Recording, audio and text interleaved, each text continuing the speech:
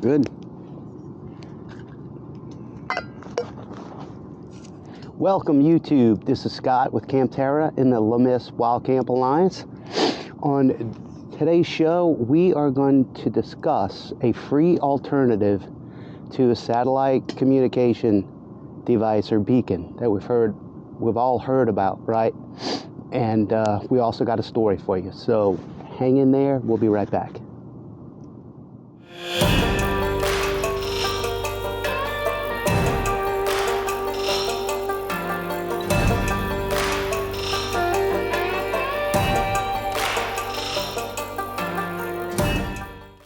We're back. That's right. We are on the Mississippi River, so you may hear some barges and big ships docking up, moving, and all that good stuff. I got my twig stove here. Just made a little coffee. So let's get to this story that led me to create a free alternative to satellite communicators or beacons, right?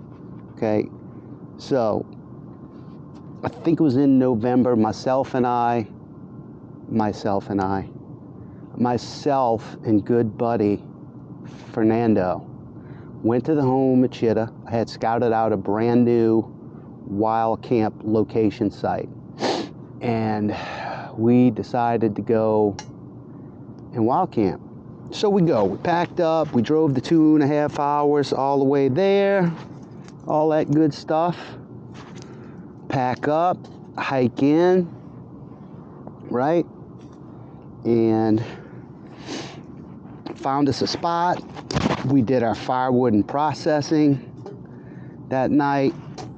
We had a few brews and some rum, just a little bit. I think we each had, I don't know, a few little knockbacks on the rum, and we're telling stories, we're talking about wild camping, we're having a good time. We got the fire going. It's fairly nice and cool. Now you kind of going to set the stage. So you got like Forest Service Rock Road up on top the elevation where we parked our parking site. Then we had a good 300-yard hike in. So hike in was elevation down. So we started up top where it was upland hardwoods and pine, mostly all pine. So hike in, we go down to a bottom where there's a branch. The branch is totally dried up because of the drought. So instead of traversing the branch up in the woodlands, we actually used the branch itself. It was all sand, so it was easy to navigate into wild camp, right? So 300 yards in, we're just off this dried up branch. We got camped there. We're not that far away from parking spot where the truck was, but we're far enough away that we can't hear anybody pass. You can't hear wheels on the rock road, which are very loud, and it carries through the woods. It wasn't windy. It was a clear night. Very quiet. So I guess around 9:30, we're sitting there and we're talking, and we hear somebody just laying on a horn. And this sounds like it's a good 800 to 1,000 yards away. If you've ever spent time in the woods and heard any type of human activity, such as trains in the distance, vehicles in the distance, horns, anything, right? You kind of know what that sounds like. You can hear it, you can kind of judge how far away it is. And this sounded like a ways off. Well, after the horn lay off, we hear somebody yell. And to us, where we were, down from the parking spot, down through the contours and elevation to the bottoms at the branch. It sounded like somebody just was like, hey! And we're sitting there and we're going, what the hell is this? And we're like, maybe somebody is lost hunting. And it's dark by now, right? 9:30, I said that. And they're trying to find their buddy. Happens again, right when we're discussing it, right? Mom, horn.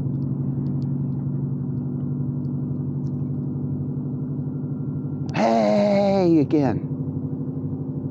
What the hell is going on? So then our minds turn to security.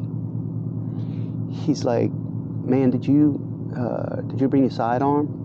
I'm like, no. You? He's like, no. It's like, where do you have? Well, we have knives and we can look for some sticks or something. You know, our minds kind of went to, you know, what security issue. I mean, you can't help but just think of it. You're out there in the middle of nowhere. We don't have any sidearms. We kind of assumed or thought it could be someone,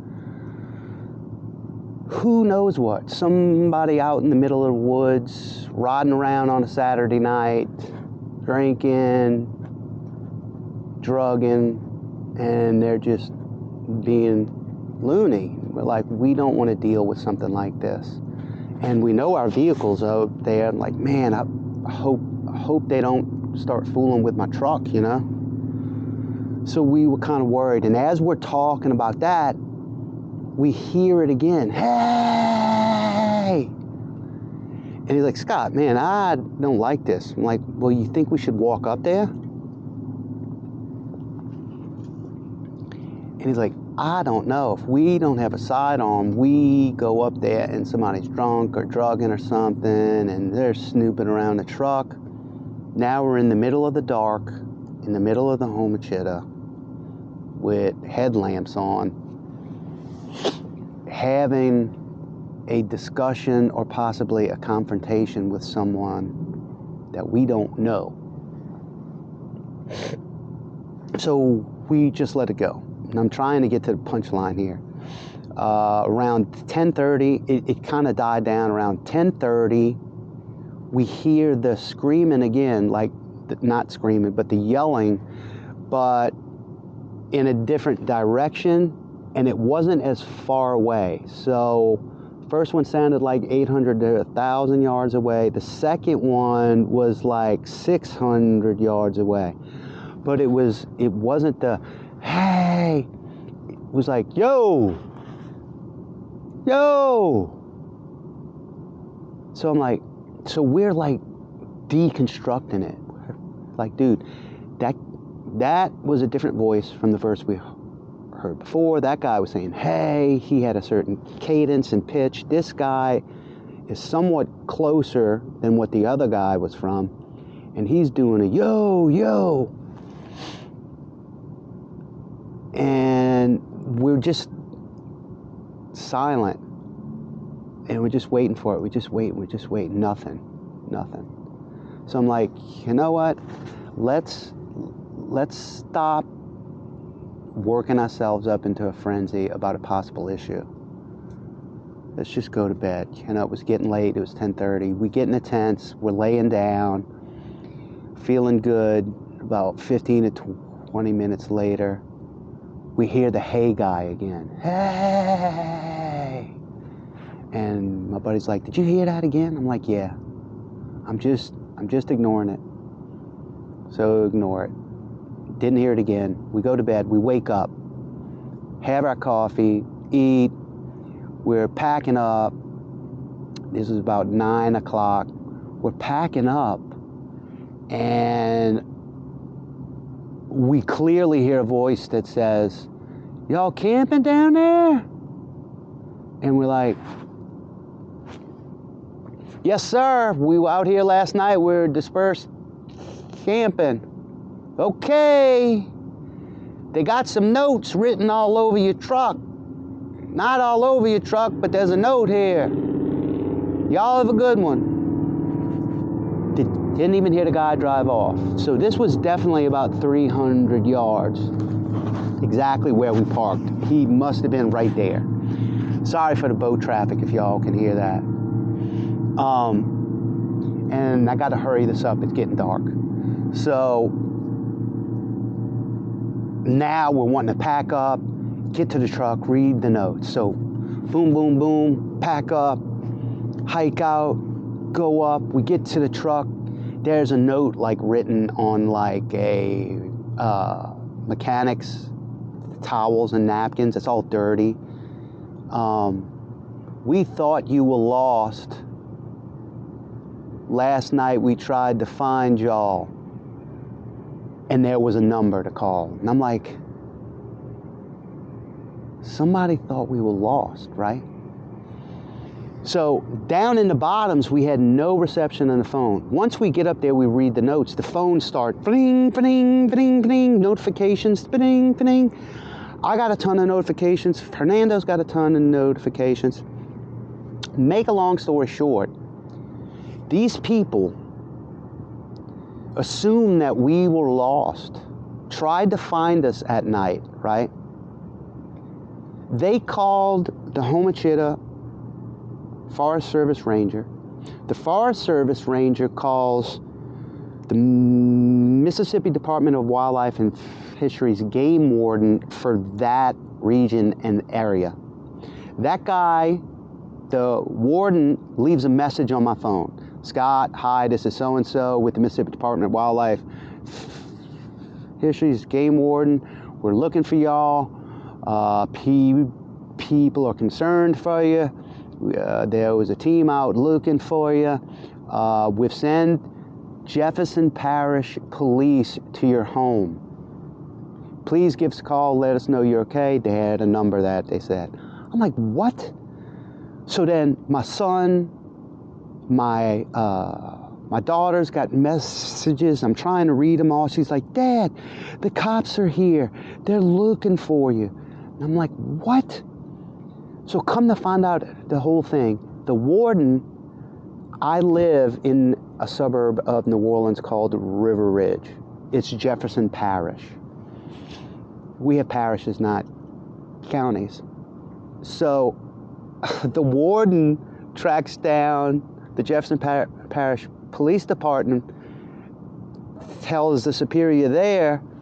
They send out 2 uniformed officers to my house to see if I was there and to check on me and to see what was going on. And in the voice message from my daughter, who is on the line, she's like, her voice is cracking. Dad, there's 2 cops here looking for you. They say they lost. And you can hear the 2 cops in the background, like in the house, saying, oh, yeah, it was about 10:30. They were yelling for him. They got no, like you can hear this transpiring. And I'm looking at my buddy and I'm going, what in the hell is all of this? So the moral of the story was that never in a million years would we have guessed that someone who didn't know us would go out of their way to see a parked vehicle after dark and do what they did to help. That just doesn't happen in this day and age. People do not give a shit about anything but themselves these days. Or it seems like it, but not in this case, right? So I'm like, it got me to thinking, what could we do to eliminate or appease this reverse issue, right? It's usually someone gets lost and, there's a search party. Here, we were clearly there, the vehicle's parked.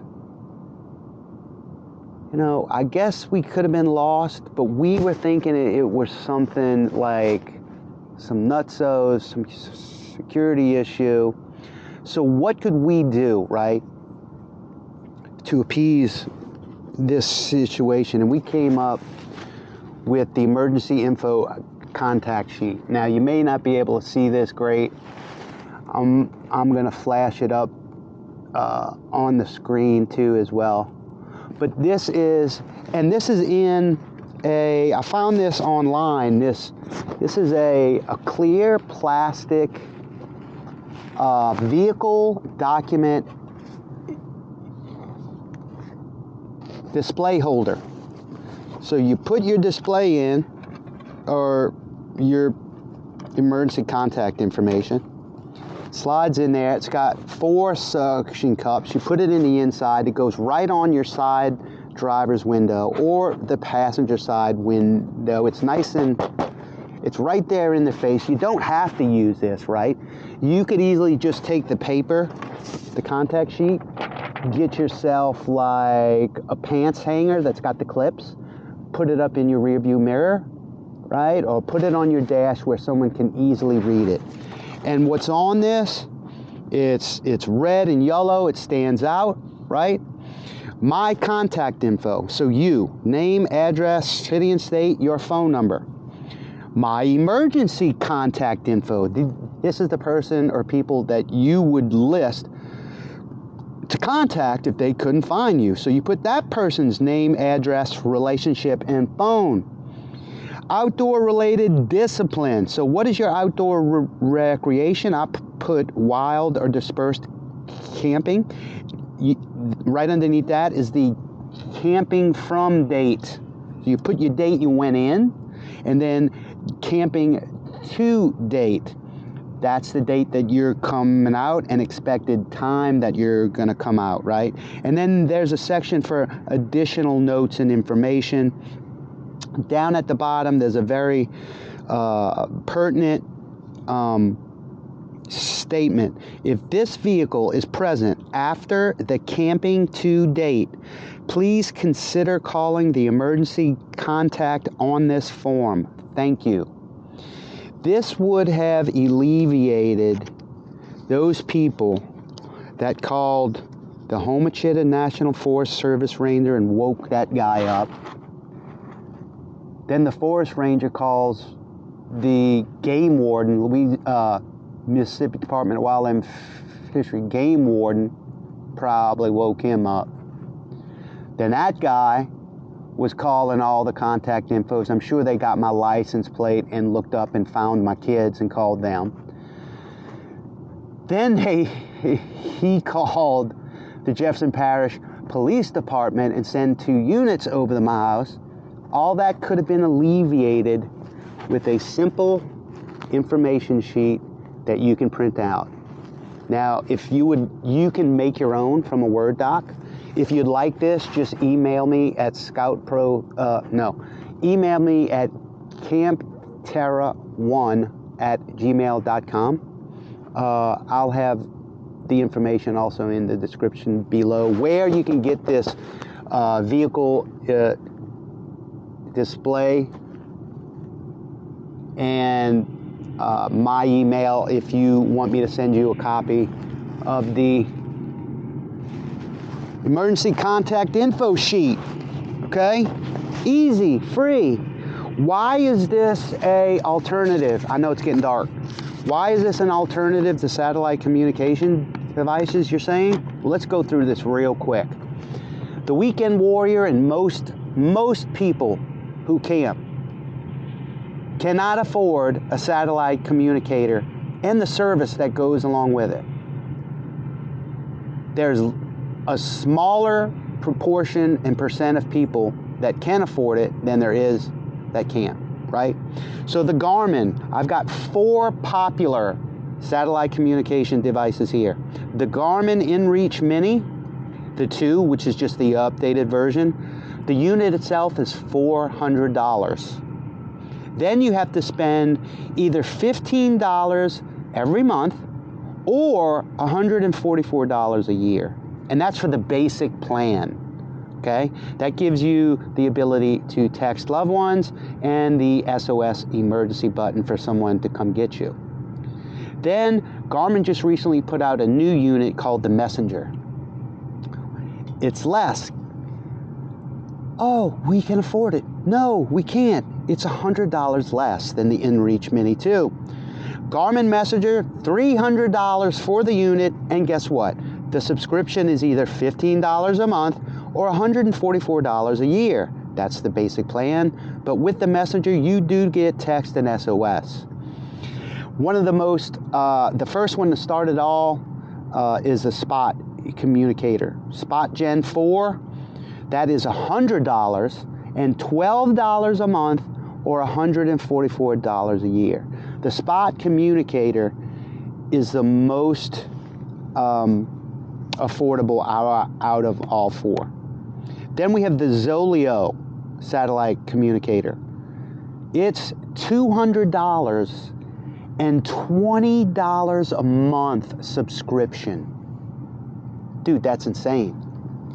So, you know, for folks that enjoy going out on the weekends or maybe 4 or 5 primitive camps or wild camps or dispersed camps here in the South during the year, I don't see how paying $15 a month for a service that you're using maybe 3 or 4 times a year that you go out to camp, and the cost of the units themselves, I'm just not paying it, even if I had the money. I totally get that they are awesome pieces of gear, especially for out west and long hikes out there, but there are a lot of people who would love to have that to help them, and they just don't. But once again, the emergency info contact sheet left in your truck or a vehicle, someone's going to find your vehicle. Someone you know or love is going to call the officials or someone if you're not back when you're supposed to be back. If you've done your due diligence with sharing your safety plan with friends, loved ones, family, letting them know where you're going and when you're going to be back, and you don't show up, they're going to start calling, and then they're going to start looking, and they're eventually going to find your vehicle, okay? And finding this, that would eliminate that, because someone's going to go there and say, oh, well, hell, he's due to come out tomorrow, or yeah, he's passed, he should have been out at this date and this time. We need to get a search party together and start looking, okay? So I know it's probably almost dark, you can't see shit, but let me just give you a pan of the river. It's all lit up with boat traffic. Sure, you can't see a lot of it, but this is the Mississippi River. There is a huge tanker or massive ship barge there. Really cool. So until next time, thank you, and we'll see you then. Y'all take care, stay safe, make the world a better place. Later.